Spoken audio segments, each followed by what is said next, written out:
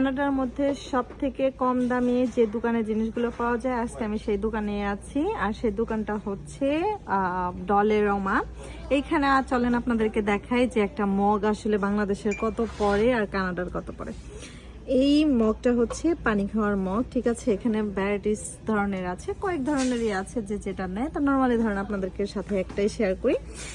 এই মগটার দাম হচ্ছে কানাডার মানে ট্যাক্স সহ কিন্তু $2 আসবে, $1 মানে $1.75। আরও কিছু ট্যাক্স দিয়ে কিন্তু $2 মতো আসবে। আর $2 মানে বাংলাদেশের পড়বে হচ্ছে এই মগটার দাম 180 টাকা।